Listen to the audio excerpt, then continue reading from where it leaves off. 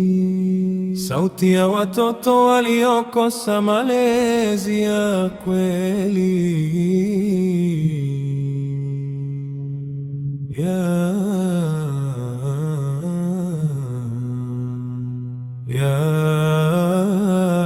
Allah, walinde watoto wetu. Nilizaliwa ndani ya nyumba, lakini sikupata utulivu wa moyo.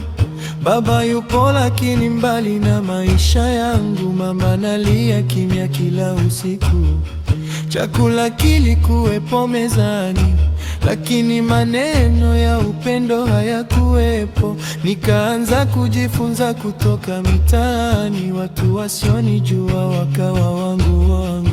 Mazingira yamenilea, si moyo wangu ulipenda. Nilitafuta upendo nikaukuta kwenye giza.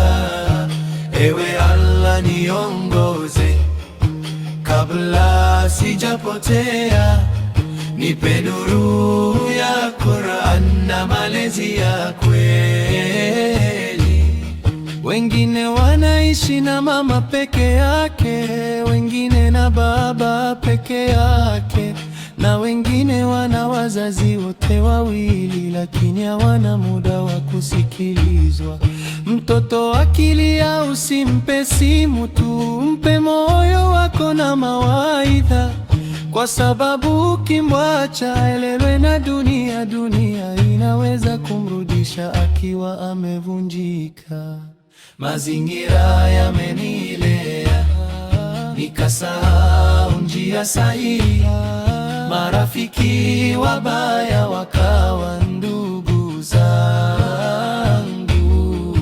Ewe Allah nirehemu, unirudishe kwako, nije kuwa sababu ya furaha kwa wazazi wangu. Ewe baba, mtoto anahitaji uwepo wako, sio pesa pekee zitamjenga.